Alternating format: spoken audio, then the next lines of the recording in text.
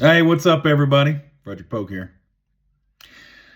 So, recently, Megyn Kelly, she had a good idea. And she was so excited about that good idea, she brought on her buddy, Anna Kasparian, the progressive turncoat of TYT. And they got to discussing what a good idea it would be to have young conservative women look up to boss babes who were conservative women, just like old Megyn and Anna. And they thought it was such a good idea that they put it out into the wider world, right into the right-wing media sphere. And as soon as they did, it was met with the very much expected backlash from conservative men. And of course, they were upset by it.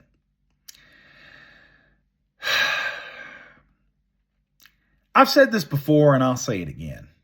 Megyn, you're not in the club. You're not. Neither is Anna. Neither is Sydney Watson. Neither is Tommy Lauren when she made a video about, how trash men were. And, she was upset at some boyfriend that rejected her and, promptly got dragged by conservative men. You're not in the club. Now, if you'd have put that on the left side of the fence, yeah, there would have been some sexism there. Because let's face it, we've got some of that on the left side too. But we also have the space for women to express themselves and not get completely dragged by our side. And we're getting better at that. But on your side of the fence, oh, no, ma'am. Mm-mm. See, those gents over there, they'll applaud you when you drag liberals like me, right? When you try to emasculate us, or, you attack feminists, or you attack women's rights, and you say how that's really what's holding women back, and that there's no such thing as systemic misogyny. And that's fine.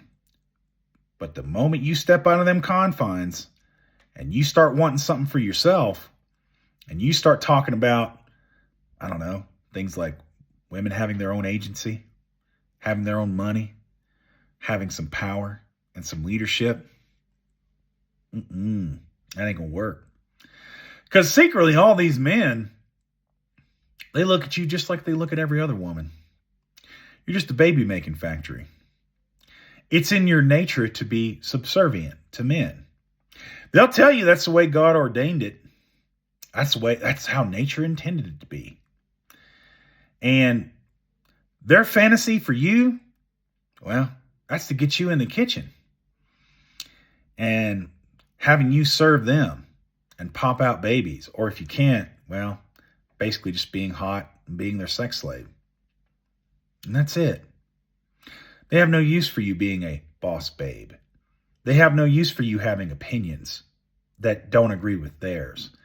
They don't have any use for you having agency or initiative or power or anything that's outside of just serving these losers. And you see this over and over and over with these conservative influencers. You see trad wives like these exposés where they're calling their friends and they're crying.